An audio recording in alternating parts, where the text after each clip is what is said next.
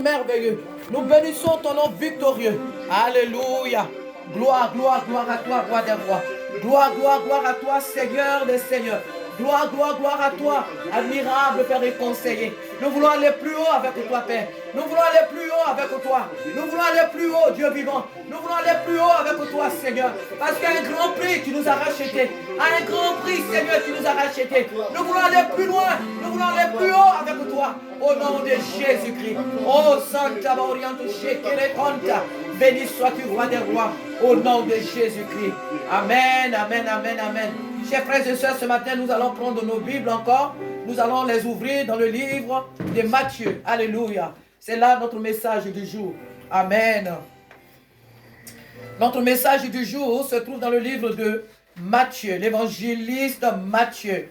Dans le livre de Matthieu, Amen, chapitre 25. Gloire soit rendue à notre Père ce matin. Seigneur, je m'abandonne entre tes mains. Seigneur, je te confie au Dieu de gloire ce moment où tu veux encore nous parler.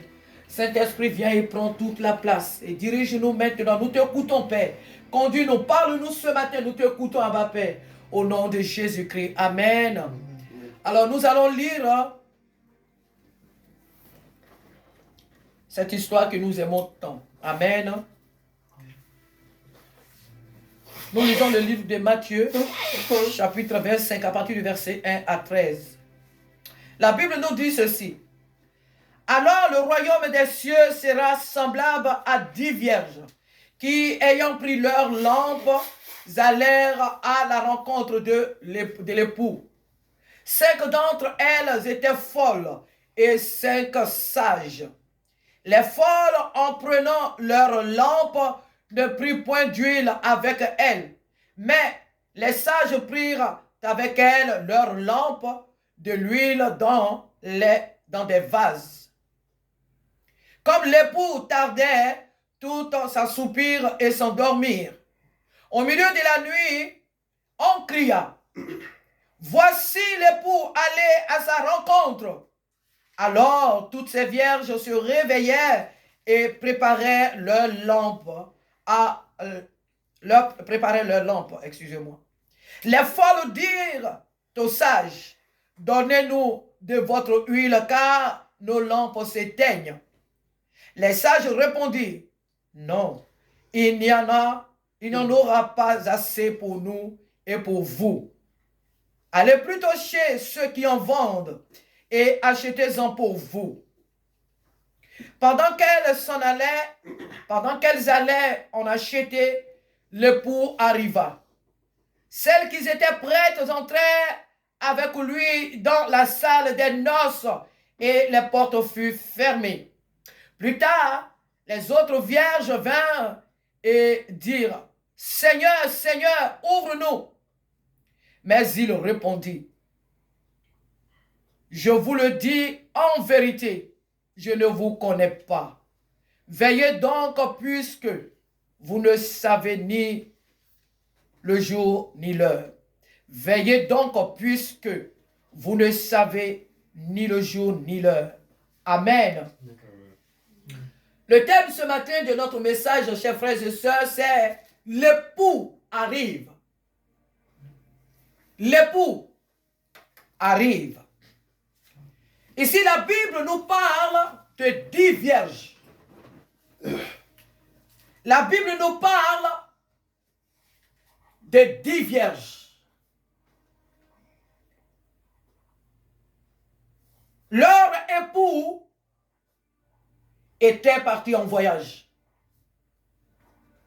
Et il ne leur a pas dit le jour ni l'heure à laquelle il allait être de retour. Ce qui veut dire que cet homme, après avoir célébré même le mariage,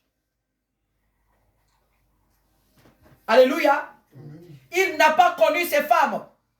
Puisque la Bible nous parle des vierges. Quand on est vierge, on est vierge.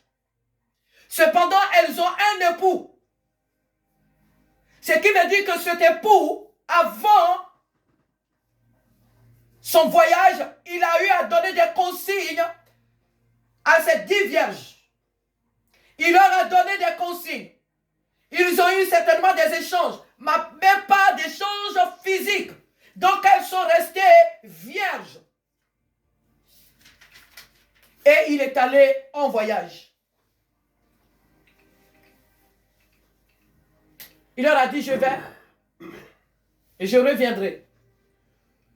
Certainement quand je vais revenir, nous aurons notre nuit de miel. Alléluia. L'époux est parti en voyage. Et les jours passent. Les mois passent. Il fallait que les vierges restent éveillées. Il fallait que ces 10 vierges prêtent l'oreille, prêtent toutes leurs intentions au retour de leur époux. Il fallait que ces 10 vierges fassent attention à la manière dont elles vivent.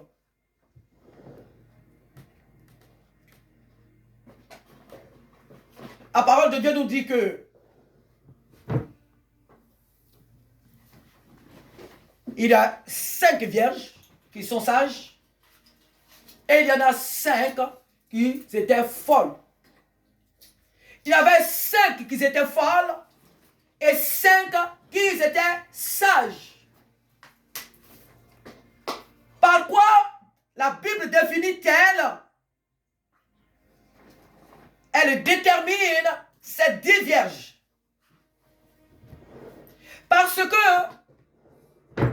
parmi ces 10 vierges, 5 ont choisi non seulement d'attendre l'époux, mais avec précaution.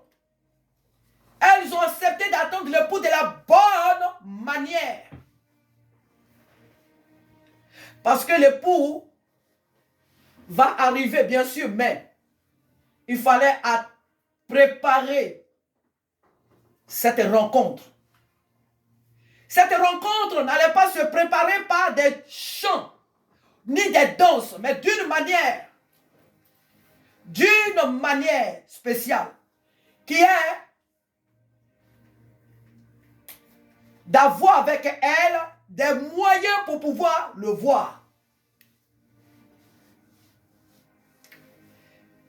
Donc les vierges devaient se procurer soit des torches ou des lampes. Parce que l'époux ne venait pas sous une lumière éclatante pour je ne sais, mais il allait arriver dans l'obscurité. Et donc c'était la manière dont les épouses, les vierges allaient l'accueillir qui allait déterminer cette rencontre. Alléluia. La Bible nous dit que 5 autres ont veillé à prendre de l'huile dans leur lampe, à mettre de l'huile. Elles ont été prévoyantes. Elles ont été sages. Elles savaient que dans le village, il faisait noir. Il n'y avait pas de lumière. Donc pour aller à la rencontre de leur époux, il leur fallait de la lumière pour mieux voir le chemin sur lequel elles allaient marcher pour aller à sa rencontre. Il ne fallait pas marcher dans l'obscurité, sinon l'époux n'allait pas les reconnaître. Donc pour se faire distinguer des autres personnes qui allaient partir à cette rencontre, il fallait qu'elles aient quelque chose qui allait les démarquer, c'était des lampes. L'époux devait voir leur visage. Elle-même, elle devait voir le chemin par lequel elle devait passer pour aller voir l'époux. Donc aux 5 autres, on se sont dit, ben écoute, nous on ne sait pas quand l'époux va arriver, donc ce qu'il nous faut, il nous faut quand même avoir de l'huile sur nous. Comme ça, il nous faut de l'huile. Au cas où on nous dit que l'époux arrive, directement on met cette huile dans nos lampes et on va à sa rencontre. Les 5 autres ont dit, non seulement on ne sait pas quand il vient, il ne nous a pas dit quand il va arriver, et puis vous êtes là, vous achetez de l'huile comme ça, vous gardez ça sur vous. Nous on a le temps. Et s'il nous avait dit au moins qu'il venait en juin, s'il nous avait dit qu'il venait vendredi, s'il nous avait dit qu'il venait peut-être mardi, mais il ne nous a rien dit. À quoi bon acheter de l'huile maintenant? Surtout qu'il y a plein de commerçants autour de nous. À quoi sert-il d'avoir de l'huile ici à la maison? Peut-être même que l'huile là, si on fait un faux pas, ça va nous brûler tous ici, ça va prendre le feu. C'est même pas la peine. On ira acheter. Quand on va attendre que l'époux arrive là, on va courir vite et puis on va l'acheter. Ça sert à quoi d'avoir de l'huile comme ça sur nous à la maison? Ça ne sert à rien. Les 5 autres ont dit, bon, on ne sait jamais. Peut-être que le jour que l'époux va arriver là, peut-être que les commerçants vont fermer. Peut-être que ce jour-là, il va tellement pleuvoir qu'on n'aura pas le temps même de dire qu'on va courir pour faire telle chose. Nous, tout ce qu'il nous faut, c'est d'avoir l'huile sur nous ici à la maison. Les 5 autres ont dit, pas question. Il y avait là 2 groupes. Ces 2 groupes-là étaient solidaires entre elles. Les 5 autres étaient solidaires et les autres aussi étaient solidaires dans leur folie. Et la Bible nous dit que soit une nuit, quelqu'un va crier, il va annoncer. L'époux arrive. Quelle panique. La Bible dit que ces femmes se sont endormies. Quand il fait nuit, on dort. Donc elles se sont endormies. Au milieu de la nuit, quelqu'un est en train de crier, l'époux arrive. Les 5 autres qui avaient préparé leur lampe, elles se sont levées.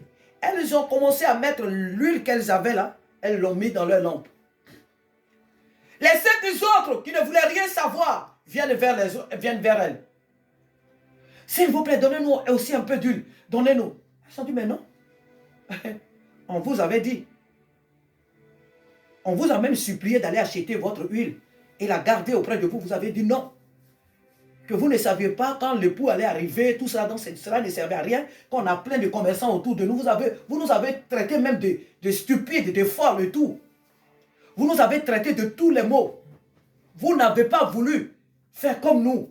Nous avons ce que nous avons, c'est que pour nous, on n'en a pas assez pour vous. Si on vous donne là, on n'ira même pas nous avec le peu qu'on va avoir. Donc vous, au lieu de rester là nous supplier, courez vite vers les commerçants dont vous avez parlé. Allez-y vite acheter. Peut-être que vous allez nous trouver en cours de route. Donc allez-y. Les 5 autres se sont levés pour aller à la rencontre de l'époux. Et les autres, au lieu d'aller à la rencontre de l'époux, elles se sont rendues sur le chemin des marchands. Et là-bas, le temps qu'elles reviennent, l'époux était déjà rentré dans son palais avec les 5 autres. Alléluia. Et la Bible nous dit qu'il ferma les portes du palais. Il a fermé les portes. L'époux ne s'est pas dit, mais attends, parmi mes femmes là, il y a 5 qui manquent. Où sont-elles? Où sont les autres 5? Ben attendez, les gardes, restez là, quand elles vont arriver, et vous les faites rentrer. Il a fermé, il a vu les 5 autres, il ne s'est pas posé des questions, il n'a pas, non. Et même s'il avait demandé aux 5 autres, elles ont dit, les autres là, les 5 autres sont partis acheter de l'huile. Il dit, ah d'accord. Et vous, comment est-ce que vous avez fait? Nous, on avait préparé notre huile depuis. Ah, vous aviez préparé votre huile depuis? Oui. D'accord, allez rentrer. Et il a fermé la porte.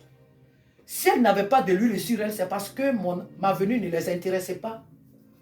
C'est parce qu'elle ne m'aime pas. C'est parce qu'elle s'en fiche de ce que je peux ressentir pour elle. C'est parce qu'elle s'en fiche de tous les sacrifices que j'ai faits pour elle. Donc, ce n'est pas grave. Elles n'ont qu'à aller acheter de l'huile. Vous venez, on rentre. Et l'époux a fermé la porte. Plus tard, les 5 autres arrivent. Elle frappe la porte. C'est nous. C'est moi Jacqueline. C'est moi Léa. C'est moi Martine. C'est moi. Ouvre. Ouvre la porte. Ouvre la porte. C'est moi Dorothée. Chérie, ouvre la porte. Elles ont cité tous leurs prénoms. La Bible nous dit que l'époux était derrière. Il n'a même pas ouvert. Hein. Il était derrière la porte et puis il leur a dit, je ne vous connais pas. Les époux qu'il avait laissés là, les 10 vierges là, il dit là, je ne vous connais pas. Je ne vous connais pas. Voici la réponse de l'époux. Retirez-vous de moi, je ne vous connais pas.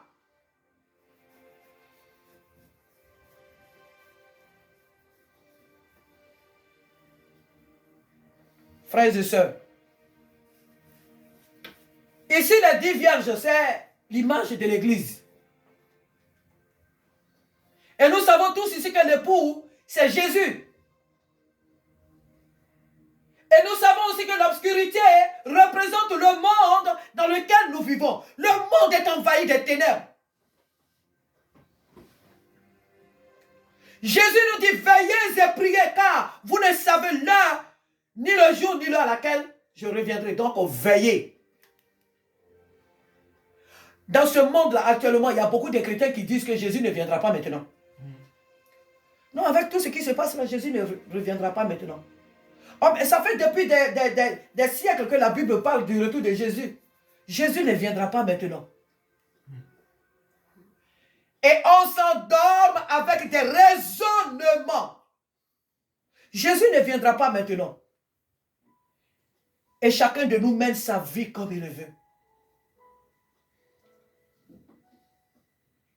La parole de Dieu nous dit de nous préparer à la rencontre de l'époux que Jésus qui arrive. Mais chacun de nous fait ce qu'il veut. Il y a sur des réseaux sociaux des personnes que Dieu utilise pour alerter certains hommes de Dieu, pour alerter certains chrétiens de la mauvaise vie qu'ils mènent, que chacun de nous mène qui n'est pas la gloire de Dieu. Mais les oreilles sont fermées. Et chacun de nous mène sa vie comme il veut. Et certains d'entre nous prennent leur vie chrétienne au sérieux. Ils marchent avec Dieu comme si c'est ce matin-là, comme si c'est maintenant que Jésus venait. Ils mettent chaque jour de l'ordre dans leur vie, dans leur relation avec Dieu. Quand ils sortent, ils confient leur vie à Jésus. Quand ils rentrent à la maison, la première des choses, quand ils quittent le travail, ils rentrent, Seigneur. Ils se sanctifient, ils prient. Seigneur, pardonne-moi pour tout ce que j'ai fait au travail. Tout ce qui ne t'a pas glorifié, Seigneur, pardonne-moi. Là où j'ai mal parlé à mon collègue, à ma collègue, à mon patron, Seigneur, je te demande pardon. Pardonne-moi tout ce que j'ai fait, dont je ne me souviens pas. À chaque instant, il se sanctifie. Ils mènent leur vie dans la sanctification. Parce qu'ils se disent que, même si Jésus n'est pas revenu, mais la mort peut me prendre. La mort ne donne pas de rendez-vous. Elle peut me prendre. Elle prend les riches, elle prend les pauvres, elle prend les jeunes, elle prend les vieillards, elle prend les bébés, elle prend n'importe qui. Elle, c'est la mort, c'est l'être le plus impoli du monde. Il va là où il veut aller. Quand Dieu lui donne l'ordre, c'est vrai, il va, mais elle va là où elle a envie d'aller. Elle frappe tout le monde. Elle ravage toutes les sociétés. Que tu sois blanc, noir, qui que tu sois, grand, petit, elle frappe. Elle ne connaît pas les portes fermées. Elle entre. Elle traverse les murs. Elle traverse les forteresses. La mort. Si Jésus tarde à venir, elle ne tarde pas. Elle n'est jamais en retard. Jamais. Ça n'existe pas dans son agenda. Ça n'existe pas dans ses pensées. La mort, elle va quand elle veut aller. La seule personne qui l'arrête, la seule puissance qui l'arrête, ce n'est que Dieu lui-même. Sinon, elle s'en fout de tout être humain sur la terre, la mort. C'est l'être le plus impoli.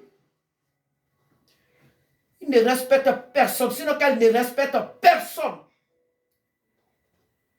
Elle s'en fout de ce que tu viens de travailler, tu n'as pas encore eu ton salaire, donc non, elle va attendre que tu sois d'abord payé avant qu'elle ne te prenne. Elle s'en fout. Tu as des projets, les projets ne sont pas encore réalisés, donc ce n'est pas le moment de te prendre. Elle s'en fout. Tu viens de travailler, tu n'as pas encore eu ton salaire, elle te prend. Tu as eu ton diplôme, elle te prend. Elle s'en fout de dire que oui, écoute, il va profiter d'abord de ce diplôme. Non, non, non, elle veut te prendre, elle te prend. Elle s'en fout de tu es bébé. Non, c'est un bébé. Non, il doit vivre. Non. Elle s'en fout. Si elle veut te prendre, il n'y a pas à faire de dire que oui, oh, mais cette femme, elle a trop souffert avec ses enfants, elle n'a pas encore profité. Donc, elle veut te prendre. Elle te prend. Elle s'en fout de nos règles sur la terre. Il n'y a que Dieu qui l'arrête, la mort.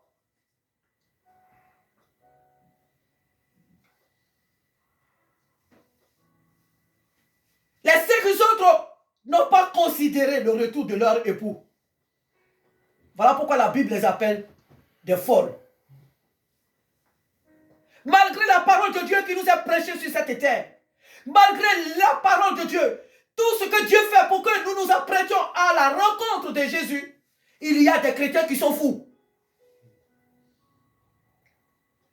Dès que Dieu nous confie un petit ministère, on commence à passer chez des charlatans, chez des marabouts, on va dans des pays, je ne sais pas quoi là, pour avoir beaucoup de membres. Ça ne va pas dans ta tête. On commence à infiltrer toutes sortes de doctrines, de démons parmi le peuple de Dieu. Pourquoi? Parce qu'on veut assujettir les âmes. On veut assujettir les âmes. On veut se faire respecter. On veut se faire honorer. On veut se faire vénérer. Et on oublie le maître qui nous a appelés, nous. On cherche une autre gloire. Parce que Dieu nous a appelés. Il n'est pas rapide, Dieu. Il a des manières pour aller plus vite. On commence à toucher à toutes sortes de choses. On commence à introduire des doctrines, des pratiques dans la parole de Dieu. On sort du cadre de la parole de Dieu. On implique des choses qui ne traversent même pas la pensée de Dieu. L'homme fait tout ce qu'il veut. Il oublie qu'un jour, il aura des comptes à rendre à Dieu. Il oublie qu'un jour, il aura des comptes à rendre à Dieu. On nous dit même que certains hommes de Dieu tuent des bébés qui les enterrent là où ils construisent leurs églises. Mon frère, est-ce que tout ce que tu fais là, ça ressort vraiment de la parole de Dieu? Ma soeur, tout ce que tu es en train de faire là, tu es sûr que c'est le Saint-Esprit de Dieu qui t'a dit de faire ça? Ils se couvrent du vêtement de brebis. Nous dit la parole de Dieu, mais au-dedans d'eux, ce sont des loups ravisseurs. Tu es une chrétienne. Tu dis que tu es une chrétienne. Et dimanche, tu es habillé, tu viens à l'église. Et tout ton corps est dénudé. Et puis tu viens à l'église. Le Saint-Esprit ne te parle pas. Hein? La Bible dit, l'esprit à l'intérieur agit à l'extérieur. Des habits qui te serrent, qui te plaquent le corps comme ça. Tout est sain. Tout ton corps est au dehors. Et avec ça, tu viens prier. Le Saint-Esprit ne te parle pas. Tu dis que tu es chrétien ou chrétienne, mais critiquer les gens là, ça c'est ton diplôme ça. Ça c'est ton diplôme. Critiquer les frères, critiquer les hommes de Dieu, ça c'est ton diplôme. Calomnier, la diffamation, ça c'est ton diplôme. Et à l'Esprit de Dieu comme ça qui vit en toi, revois ta vie chrétienne.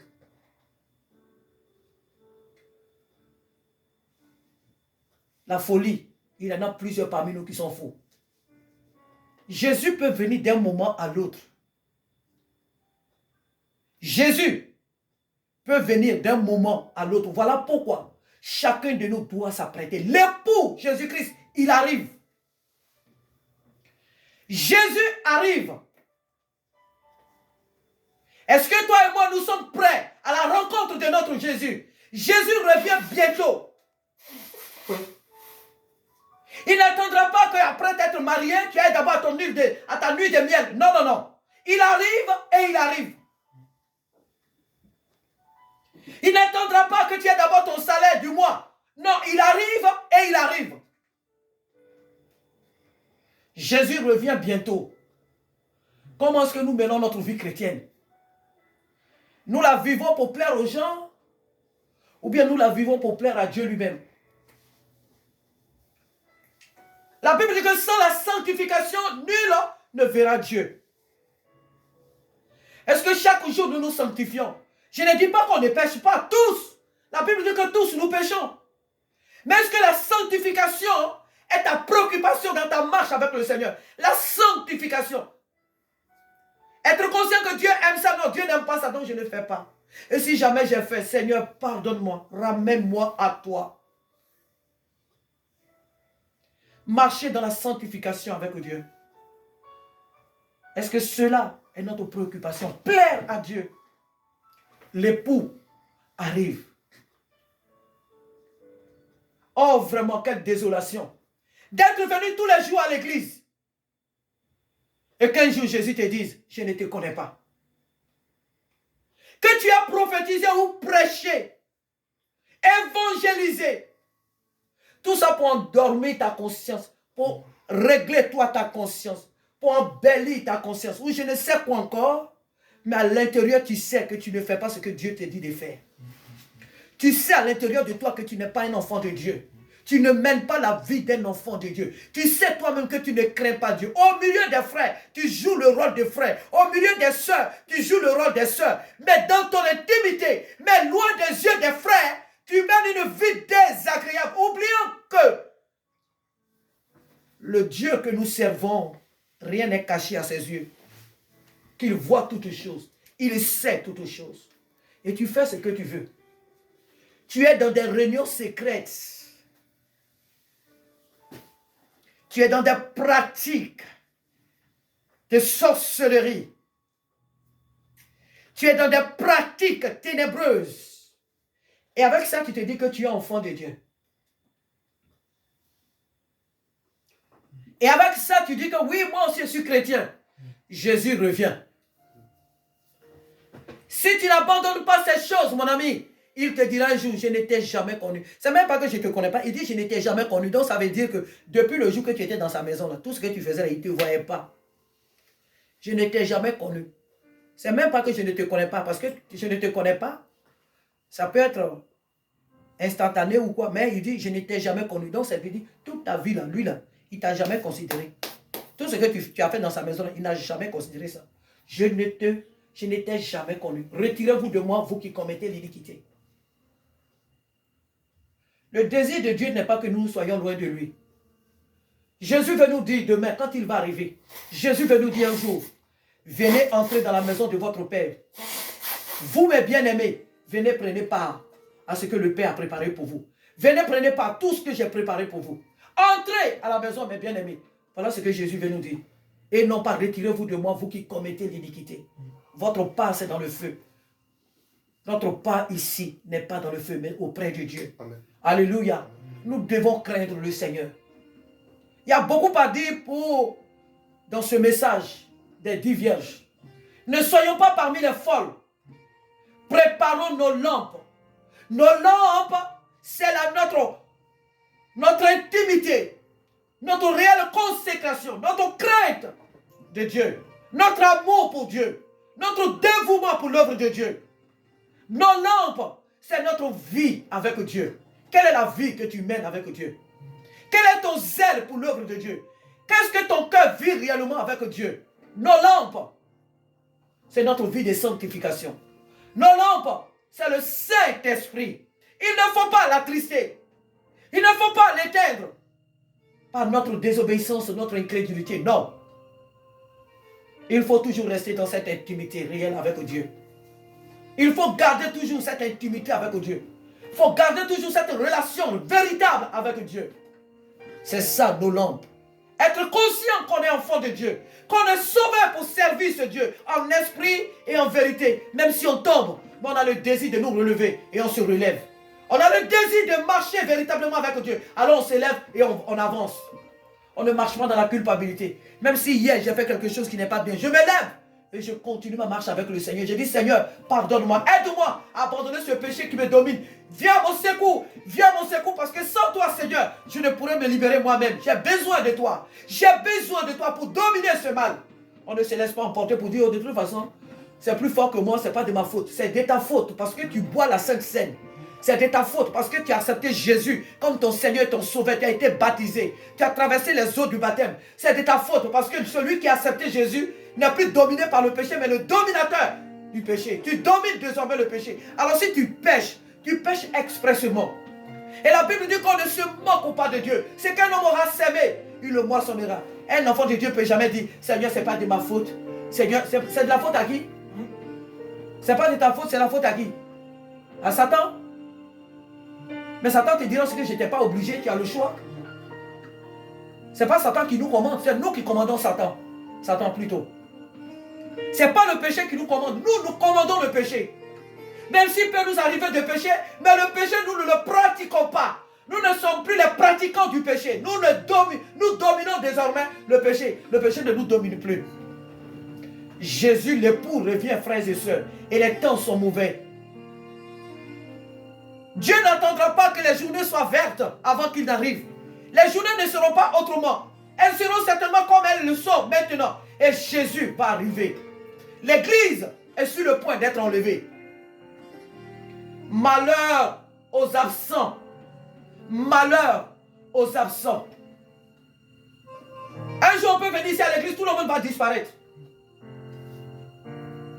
Un jour, on peut venir ici. Je dis bien ici, ça peut être dans ton travail, ça peut être dans ton lit, ça peut être quelque part. Un dimanche, on vient ici, les gens attendent que la porte soit ouverte. La porte ne s'ouvre pas. Dimanche, la porte ne s'ouvre pas. Mais il est l'heure, on va prier. Il n'y a même pas de musique, il n'y a rien. Mais qu'est-ce qui se passe? La porte est fermée. Où ils sont partis? On est parti. On peut être ici en plein culte, tel disparaît, tel disparaît, tel disparaît. Ça peut se faire. Préparons-nous à la rencontre de notre Seigneur. Dieu n'est pas là pour nous faire peur, mais il est là pour éveiller notre conscience, pour dire les temps que nous sommes en train de traverser. Chers frères et sœurs, la parole de Dieu s'accomplit sous nos yeux. Nous voyons les tremblements de terre. Nous voyons les guerres, les bruits des guerres. Nous voyons l'homosexualité qui bat son plein. Quand nous on était enfants, pour voir un homosexuel, il fallait prendre de loupe. Au jour d'aujourd'hui, on mange même avec eux, on boit même avec eux, on travaille avec eux. Ils sont l'objet de nos publicités à la télévision. On voit aujourd'hui femmes et femmes qui s'embrassent à la télévision, hommes et hommes qui s'embrassent. Les choses ne sont plus cachées. Avant, quand nous on était enfants, les gens faisaient des films interdits à partir de 12 ans, de 18 ans. C'était à des heures tardives, à partir de minuit, qu'on faisait des films interdits aux enfants. Mais aujourd'hui, en pleine journée, ils font des films pornographiques. La conscience des êtres humains meurt de jour en jour. Les gens ne sont plus sensibles à Dieu. Ils ne sont plus sensibles aux choses de Dieu. Nous qui allons évangéliser. Quand tu évangélises, les gens ne veulent pas t'écouter. Ils ne veulent pas entendre parler de Dieu. À peine tu lui dis Jésus, il te rejette. Il laisse un peu même. De peu même, il va te gifler. Les gens ne veulent plus entendre parler de Jésus. C'est pas comme avant quand tu partais évangéliser quelqu'un. Oui, madame, j'ai compris. Ah, où est-ce que vous priez? Ah, je peux aller dans telle église. Non, non, non. Les gens n'ont plus ce temps. Ils n'ont pas le temps. Des fois même, tu l'attends les prospectus. À peine il va prendre. Tu lui dis, c'est la parole de Dieu. Il te fait comme ça. Non, non, non. Parce que pour eux, Dieu est le responsable de tous les maux du monde. Dieu est le responsable de tout ce qui arrive à ce monde. Et l'homme a fermé son cœur à la parole de Dieu. L'homme a fermé son cœur à l'évangile. L'homme a fermé son cœur à l'amour de Dieu. Et les choses ne s'améliorent pas. Elles vont en se dégradant de jour en jour. Ce monde est dans les ténèbres. Et chacun de nous doit avoir sa lampe. Chacun de nous doit conserver sa relation avec le Saint-Esprit. Ce n'est pas le fait d'être dans une église où il y a plusieurs personnes. Il y a plein d'activités pour dire, oui, moi je fais partie de telle église. On est des milliers dans cette église. C'est pas ce que Dieu regarde. Quelle est ta relation avec Dieu? Vous êtes des milliers, c'est vrai. Mais toi, quelle est ta relation avec Dieu? Le pasteur peut bien être sauvé et puis toi, tu peux ne pas être sauvé. Quelle est ta relation avec Dieu? Il ne suffit pas d'être dans une église où abonde du monde. Gloire à Dieu. S'il y a des milliers du monde, Jésus est venu pour la masse. Donc, gloire à Dieu. Mais toi, quelle est ta relation avec le Saint-Esprit? Quelle est ta relation avec le Saint-Esprit? Jésus revient. Jésus revient. Il ne nous a pas dit le jour ni l'heure à laquelle il vient, mais il revient. Et je répète, si même il tarde à venir, la mort ne tarde pas. La mort, elle n'est jamais en retard. Préparons-nous à la rencontre de notre Père. Il faut que tous ici, nous nous retrouvons un jour dans le ciel et qu'on parle de tout ce que nous avons vécu sur cette terre, de comment nous avons fait nos cellules, nos cultes, et que nous nous mettons à rire dans la gloire, dans la joie. Ah, vraiment sur la terre. Oh là là, qu'est-ce qu'on a traversé des moments difficiles. Le Seigneur était avec nous. On va être au ciel où Jésus va nous montrer comment les anges autour de nous nous préservaient de certains dangers. Dieu va nous montrer beaucoup de choses. Comment il a créé le monde. On aura regardé des films. Comment Dieu a fait les choses. Comment l'humanité. Tu vas voir au ciel. Un jour, Jésus va nous montrer des films. Alors que cette famille qui était là, ce sont tes propres cousins directs. Alors que vous avez un grand-père. Mais puisqu'on ne se connaît pas. Puisqu'on ne se connaît pas, on croit qu'il est américain, on croit qu'il est blanc, on croit qu'il est jaune, on croit que non. Le monde entier, nous avons tous un seul père. À part le fils de Satan qui règne qui est dans ce monde. Mais tous les enfants, tous les êtres humains, nous sommes sortis d'Adam et Ève. Donc tous nous sommes des frères et sœurs. Jésus va nous montrer le film du monde. Nous allons voir des choses. Nous allons regarder le film de Jésus. Comment il est venu sur la terre, comment il est né. Nous saurons comment les gens ont trafiqué l'histoire, tout ça. Jésus va nous montrer les choses en direct. Mais si tu es en enfer, tu ne verras pas tout ça. L'église a des questions à poser à Dieu. Moi, j'ai des questions à poser à Dieu. Mais si tu es en enfer, tu ne pourras pas poser ces questions à Dieu. Alléluia. Un jour, quand j'étais encore jeune, et que je suis allé évangéliser dans mon pays à Trècheville, un monsieur, je lui ai dit que Jésus t'aime. Et le monsieur me disait, oui, écoute, moi c'est ma mère qui m'aime. Et d'ailleurs, il m'a posé la question, il dit, mais d'abord, moi je lui ai dit que Dieu t'a créé. À peine j'ai dit Dieu t'a créé, il dit non, c'est ma mère qui m'a créé. Et j'ai pu, bon, moi j'étais jeune, donc je n'étais pas aussi vraiment expérimenté. Donc je lui disais, mais et qui a créé ta mère? Et il allait avec moi jusqu'à ses aïeux. Il dit, c'est sa mère qui l'a créé. Et puis sa mère, c'est sa mère qui l'a créé. Et puis on a commencé à bavarder comme ça. Je ne savais pas évangéliser. Pour moi, il fallait à tout prix chercher à convaincre la personne. Donc on a commencé à parler comme ça. Il y a des questions. Il y a des questions qu'on a envie de poser à Jésus. Il y a des questions qu'on a envie de poser à Jésus. La réponse n'est pas forcément ici. Puisque la Bible dit ce qui est caché est pour Dieu et ce qui est révélé est pour nous. Il y a des questions qu'on a envie de poser à Jésus. Et si tu n'es pas sauvé là, tu vas lui poser ça où? Tu vas aller en enfer avec tes questions. Satan va te répondre d'une autre manière. Satan n'aura même pas ton temps parce que lui-même il sera dans le show aussi. Il n'aura même pas ton temps. Chers frères et sœurs, Jésus revient. Soyons comme les 5 vierges, sages. Elles étaient, les 10 étaient vierges. Pour dire quoi? Elles étaient les 10 vierges. On n'a pas dit les 10, non. Les 10 là, elles étaient vierges. Pour dire que dans ce monde, nous sommes tous dans l'église, nous sommes des chrétiens. Tous, nous sommes appelés enfants de Dieu. Tous, nous sommes des chrétiens, tous. Mais ce qui nous différencie, c'est la crainte de Dieu, l'obéissance à la parole de Dieu.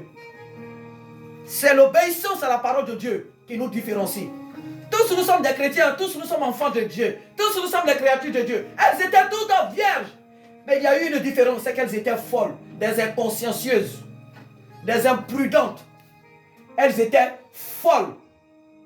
Les autres, elles étaient vierges. Mais elles étaient vierges, mais aussi sages. Elles étaient sages. Elles étaient prudentes.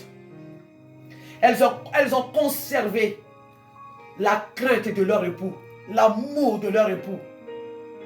Elles ont préparé leur rencontre avec leur époux. Que Dieu nous aide ce matin à être parmi ces vierges sages, à être une église prudente, une église craignant Dieu, une église qui aime Dieu, qui aime le Saint-Esprit, une église qui est consciente que son maître, son époux, va d'un moment à l'autre revenir. Il peut revenir à tout moment. Une église qui aimerait se retrouver au ciel pour jouir des fêtes, des noces. Une église qui aimerait un jour se retrouver à la table des noces avec son roi. Une église réveillée, éveillée,